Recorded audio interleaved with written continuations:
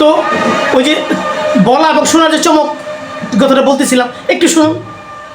পার্থিবীতে যক্ষি ঝামেলা পার হলেন, এরকম আছে না? তো আপনি দুনিয়াবি যে বিষয়গুলো যেরকম হয়, কঠিন হয়, আসলে বলা যত সহজ, শোনা যত সহজ, তত সহজ কঠিন। তো আপনি পরকালীন বিষয়ে অনেক বুজুর্গ ব্যক্তি, অনেক জানলেওয়ালা, অনেক কি বলি, মুফতি মাওলানা, যত শায়েখ আছে, যত টাইটেল যাই দেন না কেন আপনি, যাই কিছু বলেন, তারা অনেক কথা শুনে আপনাদেরকে জান্নাতের কথা শোনায়। আপনি জান্নাতে যেতে পারলে অনেক রাজনিয়ত পাবেন, হুর পাবেন, পরি পাবেন, আছে না? বিশাল বিশাল পাবেন, আপনি এগুলো চাওয়া মাত্র পাবেন, অগণিত পাবেন। ও নাজ নিয়ামতের কোনো সীমা পরিসীমা না। আপনি এমন একটা ঘর পাবেন যে ঘরে একটা স্বর্ণের ইট থাকবে, একটা রূপার ইট থাকবে, মেশকো আম্বরের গাঁথুনি থাকবে, জাফরানের গাঁথুনি থাকবে, সুগন্ধিময় থাকবে। আপনি স্বর্ণের পালঙ্কে শুয়ে থাকবেন, স্বর্ণের মুকুট দিয়ে মাথায় স্বর্ণের বালা পরতে পারবেন।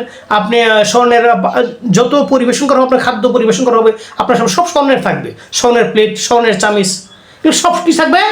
স্বর্ণের থাকবে। তাহলে বিশাল সময় আকর্ষণ না? আপনি জান্নাতে গেলে ওগুলো পাচ্ছেন নাকি জান্নাতে যাওয়ার আগে পাবেন? তো আপনাকে জান্নাতে যাওয়ার জন্য আপনার কী করতে হবে, এইটার প্রতি মানুষের কিন্তু এতটা জোর নাই। পাবেন আপনি হুর পাবেন, গেলমান পাবেন, আপনি বিভিন্ন নাজ নিয়ামত পাবেন, অসংখ্য নাজ নিয়ামত পাবেন, বালাখানা পাবেন, আপনি ঠিক আছে। কিন্তু আপনাকে তো জান্নাতে যেতে হবে, যাওয়ার জন্য আপনার কী করতে হবে? আপনি এই বিষয়ে বিবেচনা করতে চান? বলাই তো বিরাট চমক, বলায় বিশাল চমক। এই যে যারা চটকদার আপনাকে লোভ দেখায়, আপনি পাবেন, কিন্তু আপনাকে পৌঁছতে হবে। পৌঁছার জন্য আপনাকে কি করতে হবে আপনি বুঝতে পারছেন? ওখানে পৌঁছার জন্য আপনাকে কি করতে হবে আপনি বুঝতে পারছেন বিষয়টা? এই দুনিয়ার জীবন, এই দুনিয়ার জীবনযাপন, এই জীবনযাপন করবেন আপনি কিভাবে সঠিক, সুন্দর, নিয়ন্ত্রিত, ত্যাগী জীবনযাপন করতে পারেন। ভোগী জীবনযাপন নয়, ত্যাগের মাধ্যমে, ধৈর্যের মাধ্যমে, সবরের মাধ্যমে, সুপরিপক্ষ জ্ঞান গরিবার মাধ্যমে আপনাকে জীবন পরিচালনা করতে হবে মহাস্রষ্টার বিধিবিধান মান্যতার মাধ্যমে। বুঝতে পারলেন?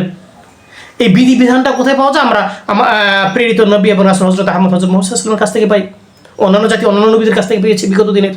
তো আমরা এভাবে ভাই, তার জীবনটা কীরকম? তিনি ভাঙা ঘরে শুয়ে থেকেছেন, মানে খেজুরের চাটাই, খেজুরের ডাটার ঘর, বুঝতে পারলেন তো? খুঁটি, খেজুরের গাছের খুঁটি, খেজুরের ডাটার ঘর, খেজুরের চাটায় শুয়ে থেকেছেন, আপনি বুঝতে পারলেন? এক মশক পানি জন্য ব্যবস্থা। তার জীবনের দ্বিতীয় কোনো পোশাক ছিল, তৃতীয় কোনো পোশাক ছিল না। প্রথম দ্বিতীয় ধরনের পোশাক ছিল, তৃতীয় কোনো পোশাক ছিল না। বুঝতে পারলেন? একবেলা খেয়েছে, একবেলা খান নাই, এমন না।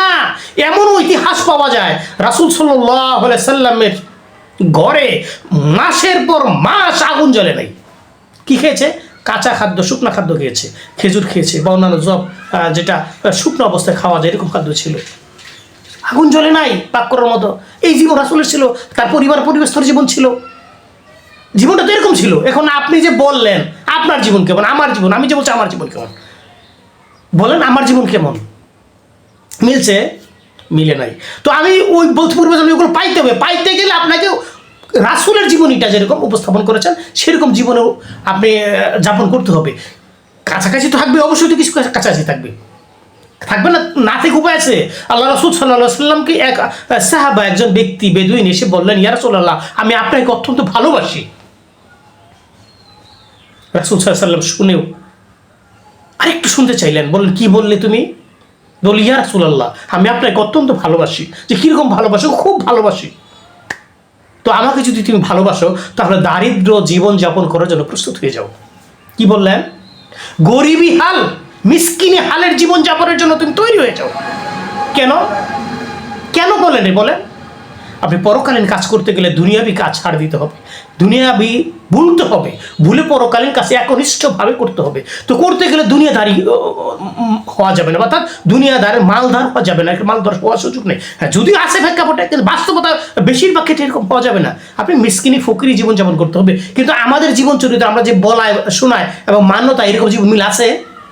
আপনাদের চটকদার কথা বলি, আপনি জান্নাতে গেলেই আপনি সব কিছু পেয়ে যাবেন, কিন্তু যাইতে হবে তো কীভাবে যাইতে হবে? যাইলে জীবনের ব্যবস্থাপনাটা এর উপর জোর আছে। আপনি চিন্তা করবেন আছে কিনা।